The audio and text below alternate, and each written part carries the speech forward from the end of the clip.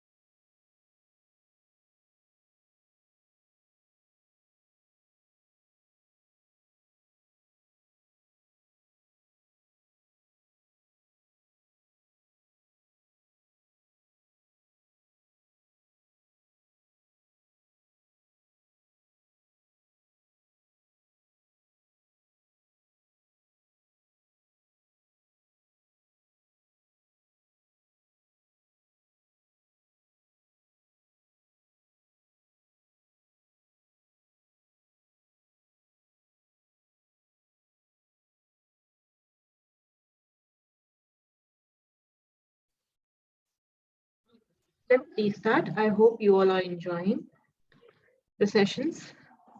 Okay, so this is a very small topic that we are going to cover about first impression and how we should be having or creating first impression on the person that you meet.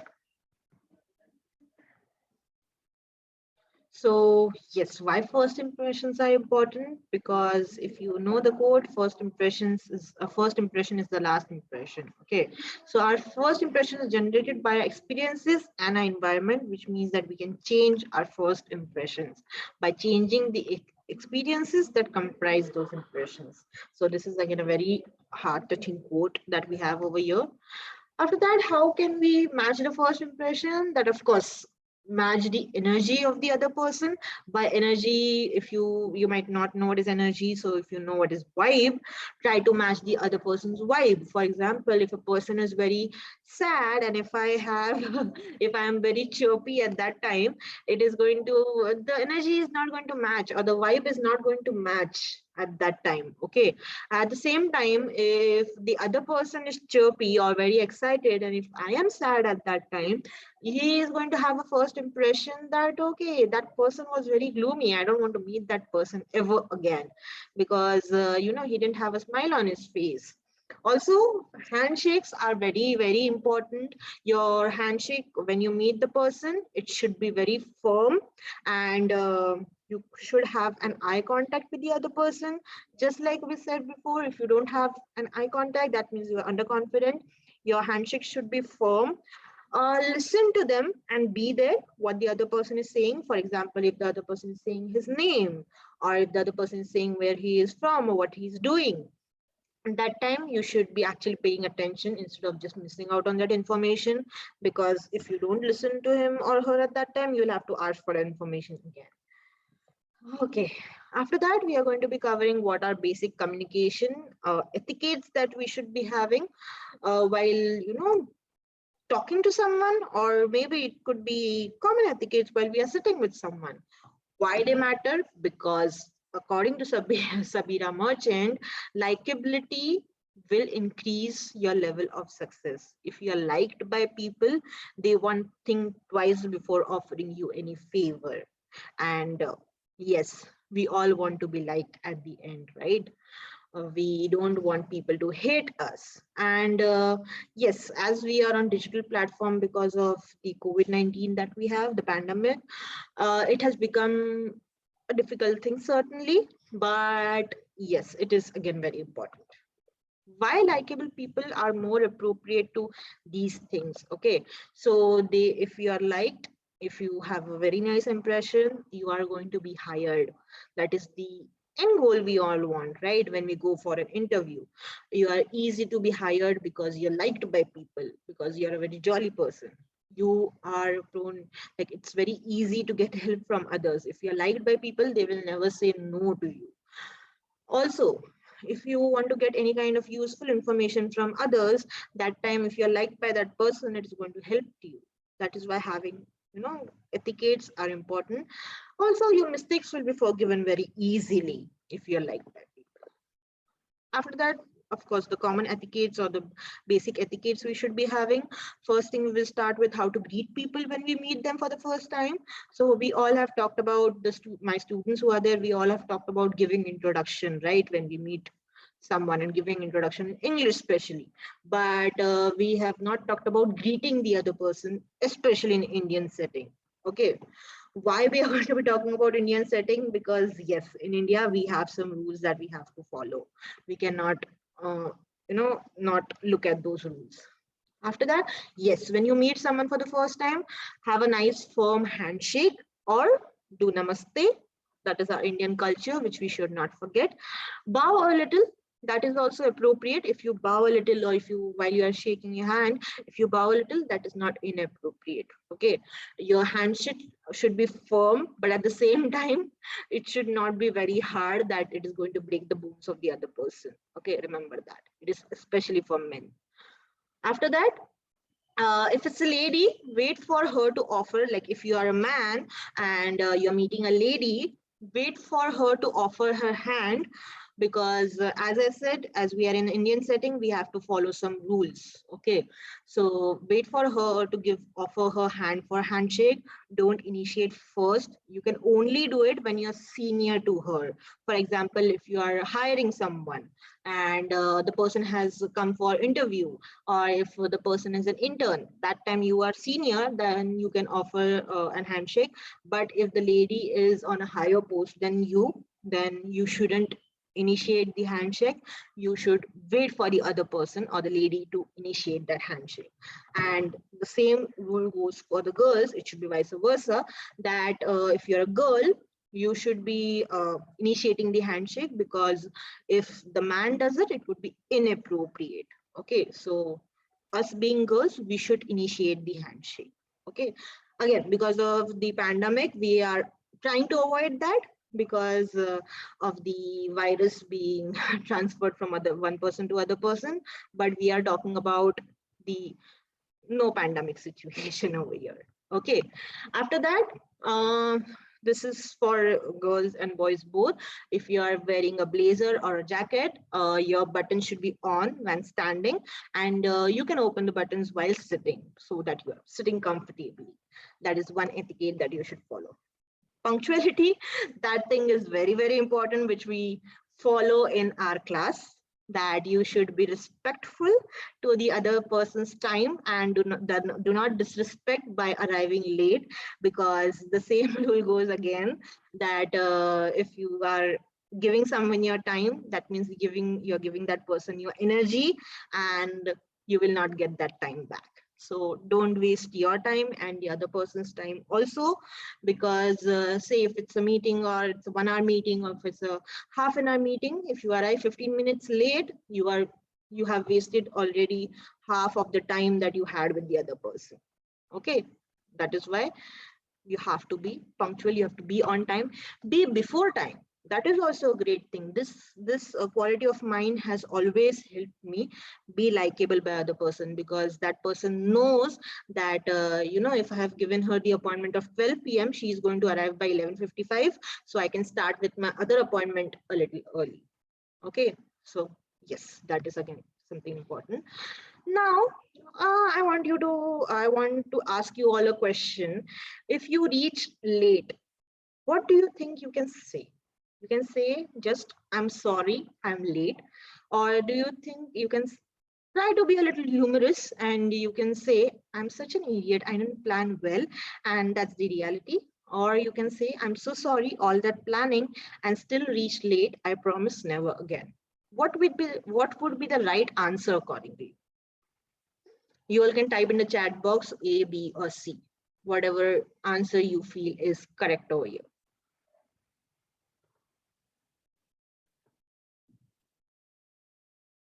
C, okay. C.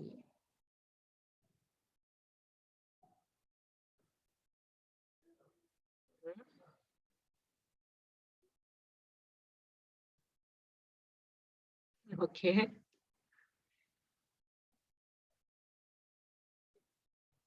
Okay. So the answers, so there is no right or wrong answer for this, but yes, you can be a little humorous and you can say, I'm so sorry, all that planning and still I reached late, and you can promise of never being late again, because it's always great to be a little humorous. It lightens the situation.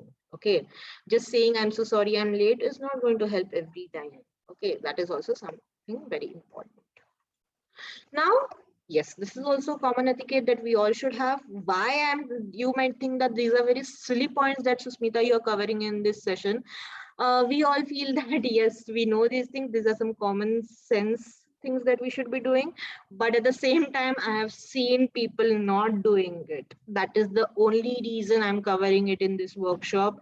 I know these are very silly points that most of you might know, but I feel that if you are my students and if you don't know this point, you should know it. Okay.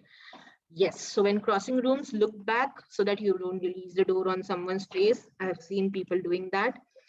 Now, the etiquettes in conversation and listening. So, first thing, of course, look interesting. If you don't look interesting while you're having a conversation with someone, the other person will not feel like talking to you.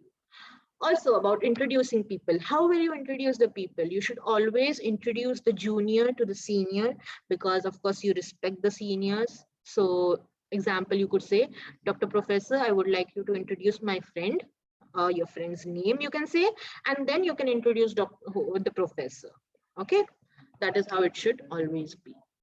After that, how will you say, if you say a situation is there that you have forgotten the person's name that you're introducing? What do you think you can say? You can be a little humorous. So again, please type A, B, or C.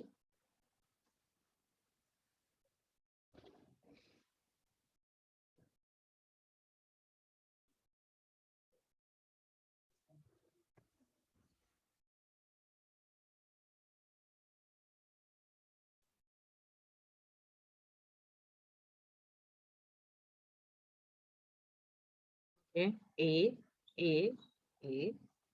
Okay, but isn't it very plain to say that I'm so sorry, I forgot your name? It's very plain, but you can be a little humorous at that time, right? You can say, oh, I'm such an idiot, sometimes I don't even remember my brother's name.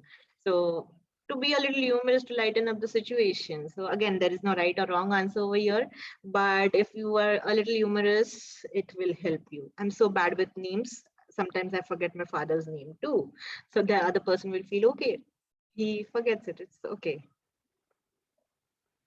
Okay, sorry, what did you say your name was again? That is also right answer. It's not a wrong answer, but you can try to be a little humorous. It's always good to be a jolly person to be around. Okay, okay. While handling tricky or embarrassing situations, that's what the questions were about. Be authentic, don't lie. At the same time, be a little humorous. Okay, it will help you. Don't be too apologetic also. Don't keep saying, I'm sorry, I'm sorry, I'm sorry again and again. Lots of people have that habit. For making a small mistake, they will keep saying sorry again and again. That is not again good. If you offend someone, yes, it's better to write an apology to them, because a spoken apology is not enough sometimes. So the best practice over here, yes, write a written note and give it with the chocolates, with a chocolate or chocolates, and that person is surely going to forgive you. I can assure you that much. Yeah, that is a great practice. Your written apology could look like, dear XYZ, I took credit for something I didn't like, or I didn't deserve.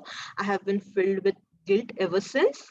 I am requesting you to forgive me, even though at this later date, that means though it's after some period of time, I'm apologizing for it, but I'm really sorry for it. That is something it could look like. Okay, last but not the least, some disgusting habits to avoid in a public setting or public behavior. Uh, Picking your teeth, nose, or ears. Lots of people, us Indians, have this habit. Even while eating, we do this. We pick teeth, nose, or ears. We should be avoiding that when we are in a public setting. Okay, when we are with people, avoid scratching, avoid applying makeup in public. Okay, especially in offices. After that, spitting. Yes, we Indians do it very openly, but we should be avoiding that in public. Belching, it is burping. We should be avoiding that in a public setting or when we are sitting with a group. Again, lots of people will say these are very, silly points that you are talking, but I have seen people doing that. And if it is unconsciously or subconsciously happens, at least say, excuse me. Tugging your innerwear, even that is not a very good thing to do in a public setting. Combing your hair, talking with mouthful, even those things should be avoided. Okay, if you are having a conversation with someone on dinner or say while having a lunch, finish the bite in your mouth and then talk whatever you want to talk. That is something you can do. Okay, so now does anyone have any questions? They can, like, the floor is open for questions. Otherwise, we can move to the next segment. If any questions, please type them in the chat box, or please raise your hand so I can unmute you.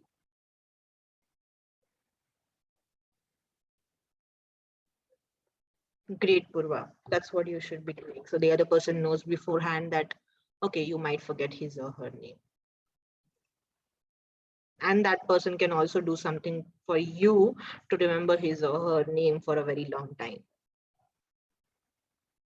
Any questions anyone has?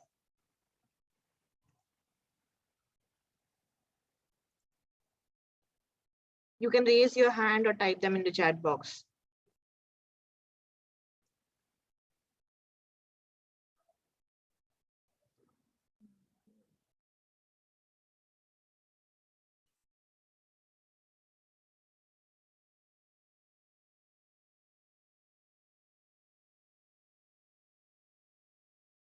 Okay, no problem.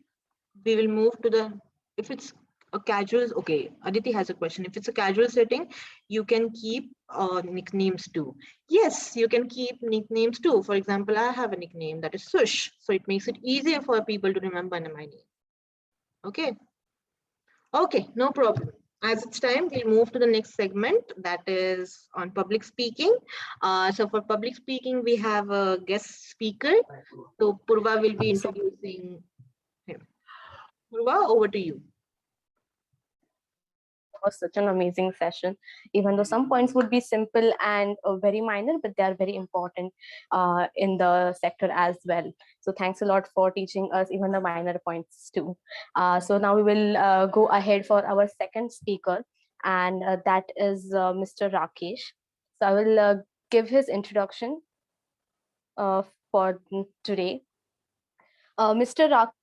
Sorry, just a second, please. I would like to welcome our guest speaker, Mr. Rakesh Trugunath. Hope I have said it correct. He has done his BCom and MBA, and he has work experience of more than 20 years in education, sales, and marketing, market research, and management. He has hosted events like company sales dealers meets, product launch and promotion, and also entertainment events. Apart from that, he has also done a RJ project and acted in a short film. So warm welcome to our speaker, and I would like to pass it over to you for his introduction. Thank you.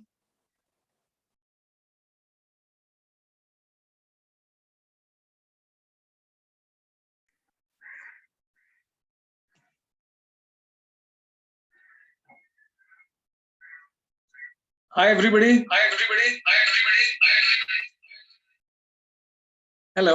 Hello. Hello.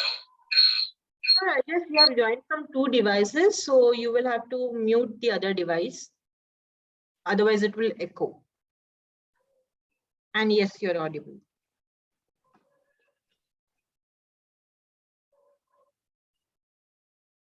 Okay. So this is Rakesh here.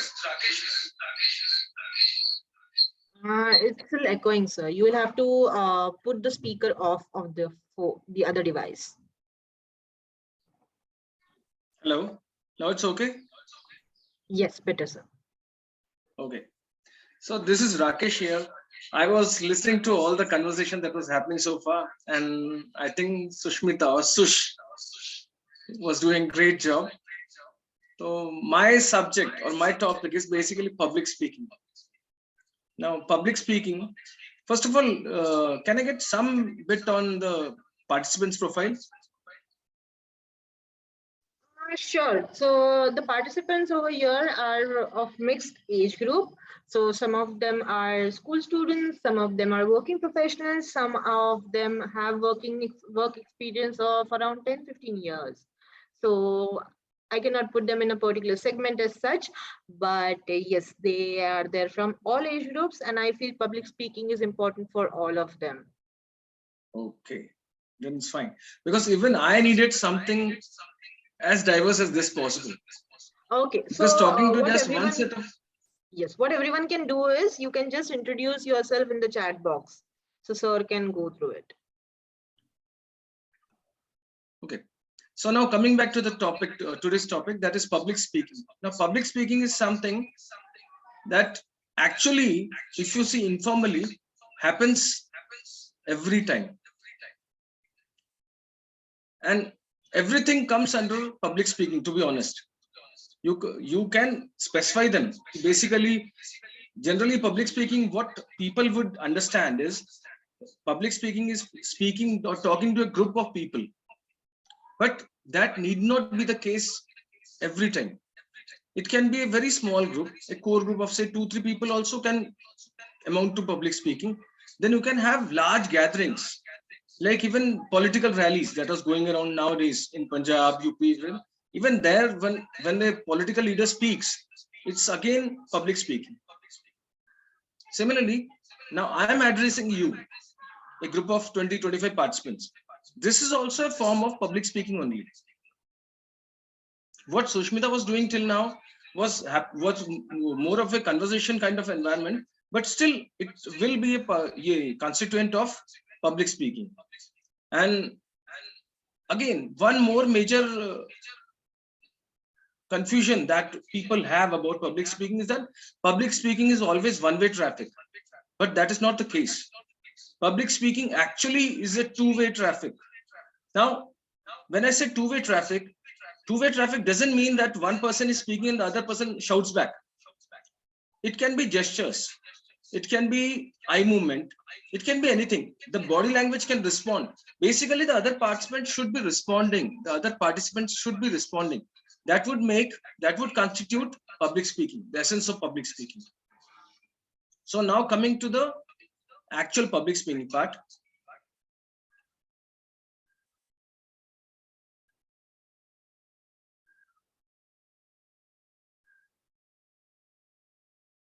So public speaking is a formal face-to-face method where a person uses the medium of speech to inform and influence a group of listeners.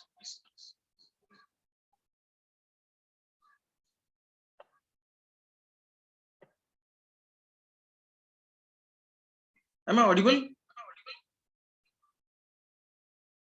Hello? Yes, you're audible. Okay. Please carry on. How do I get a response here? Okay, actually what we have done is we have muted everyone because it was creating a hassle. I will unmute so they can, I will allow them to unmute so they can talk. I know it was becoming an issue for me also because I'm used to taking one-to-one classes and not seeing anyone and not having a response from anyone was talking to the laptop. It was becoming weird for me, but yes, now they can unmute themselves. Yes, now they can respond to you.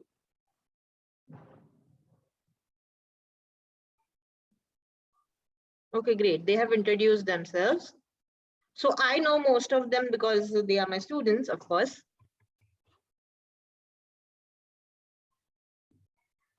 Sir, you are on mute.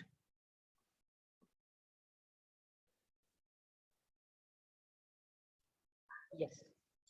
Okay.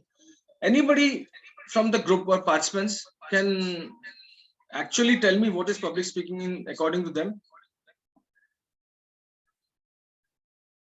Anyone? Apart from Sushmita.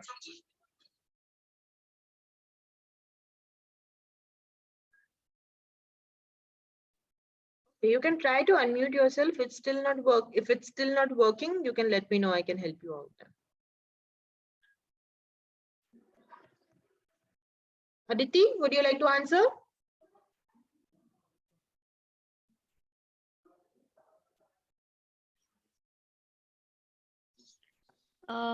Public speaking basically is like where you go up to a group of people or an audience of some sort and you try to give some message out to the public.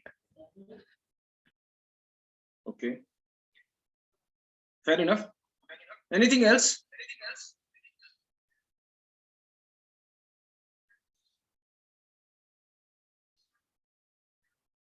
The only person I can see here is one called iPhone. I don't know his actual name. Otherwise, I would have asked him only to tell me. Is that? That is Vikas, I guess. Yeah, Vikas. Okay, so because since you He are, also has around 10 to 15 years of experience.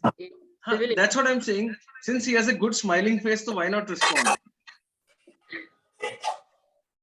So according to me, public speaking is like more about giving speeches, like Modi ji and all other politicians. So and talking to any group or giving lectures, that is public speaking. Okay. Actually, this is what I was expecting, because I know for sure 90% of people have this kind of definition. Public speaking will always for them remain political speeches or some religious leader talking to people or some basically huge gathering. But that is one of the major part of public speaking. Public speaking encompasses a huge level of interaction at various levels. Like this fora where I am interacting with you can also be part of public speaking. Okay, so the major, of course, still remains Modi ji talking to people, or a rally in UP or Punjab, a politician talking to his constituents. But even this kind of gatherings actually are part of public speaking. Public word comes from people. So face-to-face communication with people is basically public speaking, layman's language. So that is the thing. Like, and why I asked you specifically, because you are the only one visible here. So there is some sort of eye contact. Now, why eye contact? Because eye contact is actually mandatory, almost necessary. I won't be able to talk to people if I'm not seeing them. Now, the question will be, if I'm not able to talk to people without seeing them, then why just one people? How can it be one person when there is a huge gathering? The answer is, you need to identify a face which is comfortable. Let us say a politician is addressing a gathering of lakhs of people. Okay. Now, thank God, Palak has joined in. So I have a better face to address to now. So the thing is that now Modi is addressing huge lot of people. In the front row, you will see always some major supporters or his key people standing or sitting. What he will do is, although he will rotate his neck left and right and probably at the end of the corner, but his stare or glance will always remain on that one or two people. Why? Because he has a comfort level with them. That gives his political speech, his aura, everything, the strength that he finally delivers to the entire spectrum of audience. So that is that's why basically having something, See, today we are actually in that era where we are talking through machines, the gadgets, basically phones or your laptops or desktops. But basically, ultimately, public speaking as a traditional methodology will always constitute human interaction, one-to-one or groups, basically where we are physically interacting with people. That's why the word physical, eye contact, these are all part of the physical interaction, which is again necessary. That's why gestures also come into play. Gestures are also important, because just oratory skills, person can have oratory skills, no issues. But just speaking, just talking to people won't make that difference all when you are actually using some gestures. So your hands, when you are standing on a podium, your entire body language can change, can basically talk to the people. There are people whose voice might not be baritone, but then their actions might speak louder than the words. So still the message can go across. So these are some of the few pointers which can be used for good and effective public speaking. Now coming to the next slide.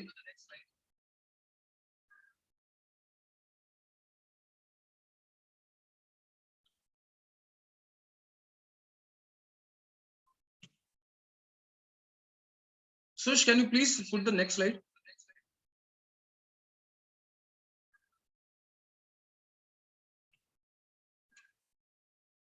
Sure. So this is what I was coming to. Why is developing speaking skills important?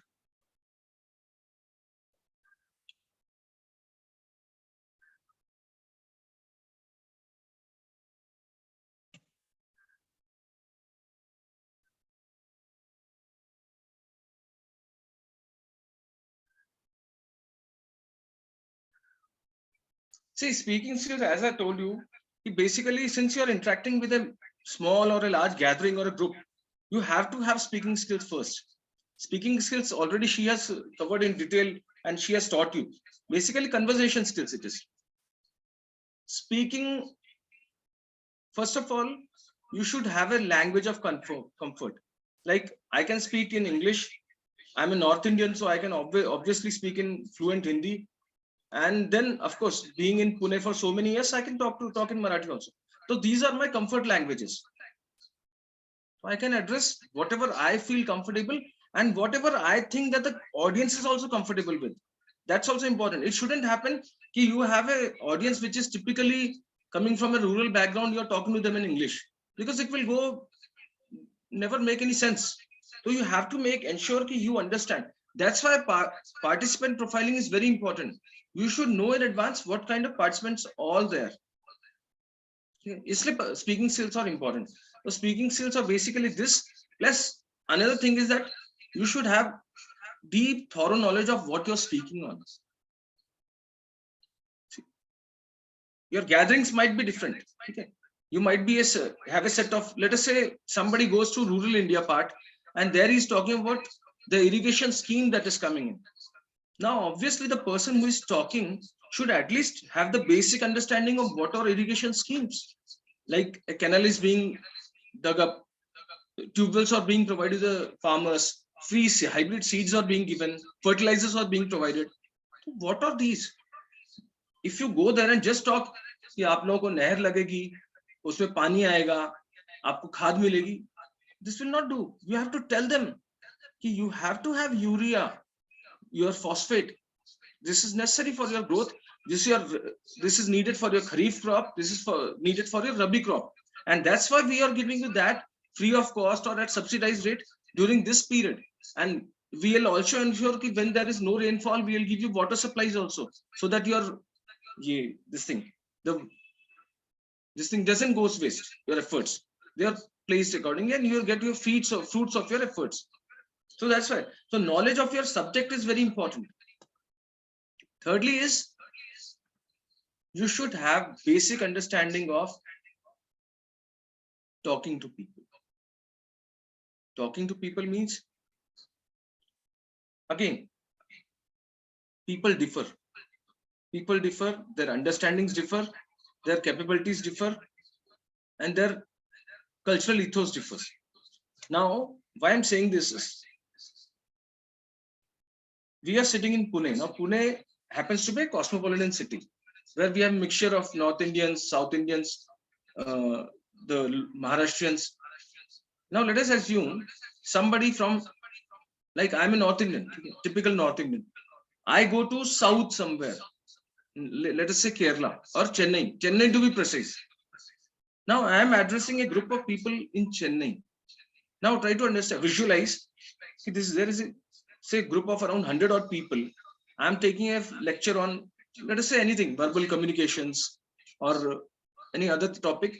But the people sitting there are typical Chennai people who are Tamilians who can speak English. Now, while I was giving my lecture in Chandigarh, I was talking in fluent Hindi, lot of Punjabi, and then some English bit. Can I repeat the same session here? Or can I play a recording of that session here in Chennai? Obviously no. Because here the sensibilities differ, the culture differ, the language barrier comes in. Now, language barrier, actually, I hate the word barrier because there is no barrier per se anywhere. Language is language, and every language should be respected. So the only difference that you need to do is you need to freshen up to that language. I'm not saying that I have to learn Tamil and then give a